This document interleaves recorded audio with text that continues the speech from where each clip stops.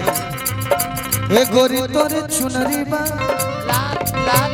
लाल रे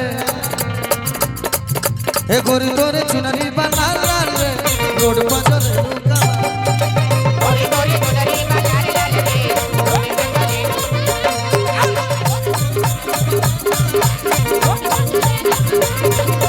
गोरी गोरी चुनरी बा लाल लाल रे रोड पर चले लुका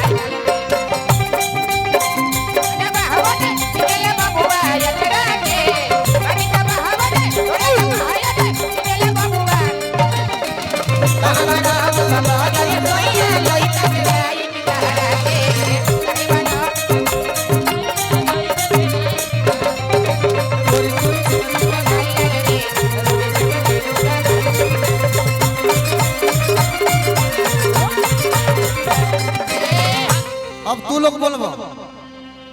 सुंदर रतन बाड़ू कवनो न जोड़बा। अच्छा वो सब ना याद है लेकिन गौरी याद होता ओके। हाँ भाई अरे अच्छा आरा जिला से पुरस्कार प्रणाम करो। हाँ तो आरा तो दुनिया में फेमस बा कहे के का बा पलामू अपने बारो अपने बा कौन कि कौने कॉलेजवा में अरे करेलू पढ़ाई भाई हमर लरुआ लो मत बोलो कि लइका लइकन रुको लइका लइकन और ये खइले बड़ा भाई पोची के नाम डुबा दे बोलो हमरा इतना सुंदर आयोजन इतना सुंदर मंच ए जिला के लइका लइकन में ए हाय देखा एक लइकवा ना लजात रहे हो जाए लगल एक बार दोस्त बोलो लइका लइकन होला भागाई। हम बुझाता तू लोग का कहबो कि लइका चिल्लाले सा माल माल बता खूब आगे बढ़ो। अब कि कौने कॉलेजवा में अरे करेलू पढ़ाई लइका लइकन में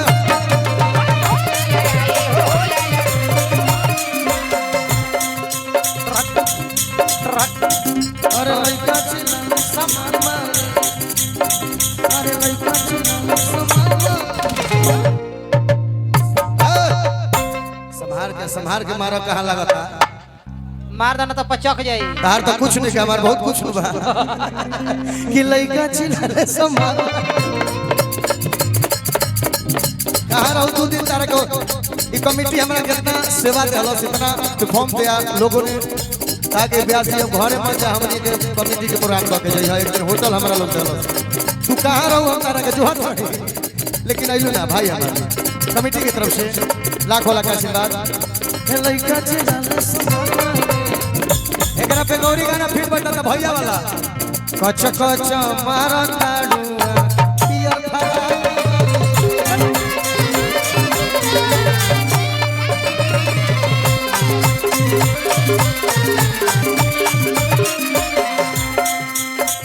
बड़ा देरी से हो भैया चुनौती कि सुंदर रतन बाड़ू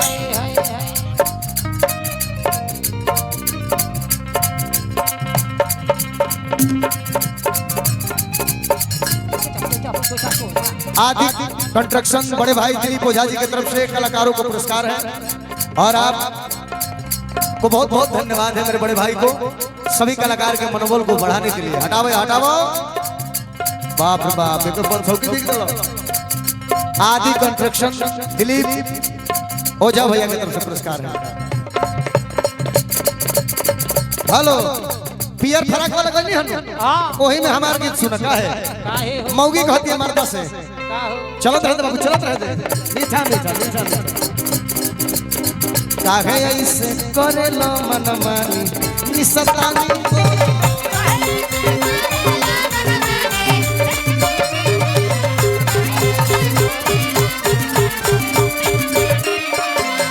एहो निसतानी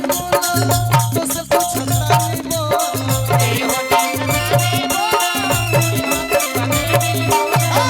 एहो निसतानी बोला तो से पूछतानी अइबो कढ़ला प जवानी अभी जवानी ढल जाए तो आई बा कढ़ाला पजामा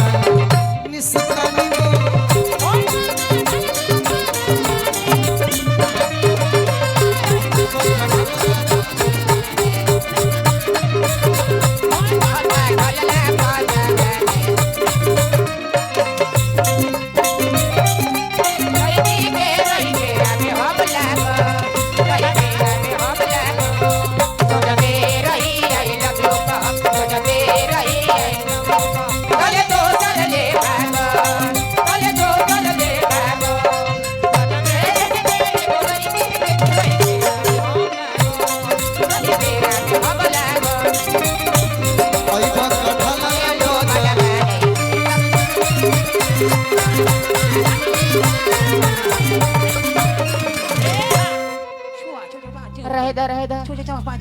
बड़े भैया गिरिवर मुखिया जी की तरफ से आशीर्वाद अरे मर्द भाई हमारा बहुत बहुत आशीर्वाद बहुत बहुत स्नेह प्रेम मिला। और मैं चाहता हूं कि इस मंच पे बहुत सारे कलाकार हैं और ये कमेटी ने बुलाया है और कमेटी ने व्यवस्था किया, इतना खर्चा किया। एक कलाकार की गिनती नहीं कहते हटो हटो जिला मामा बैठो। हाई लाइन से सभी कलाकार हैं इस मंच पे, ये भी हैं कलाकार वो भी हैं सब हैं। तो सभी कलाकारों में कुछ कुछ अलग भाव होता है, सुना जाएगा। फिर मैं चाहता हूं कि मेरे साथ डुएट आज एक लड़की नहीं तीन तीन लड़कियां गाएंगी। ये मेरा आदेश नहीं है, रिक्वेस्ट है आप तीनों से। बहुत फरमाइश कर ले गाना याद रखें।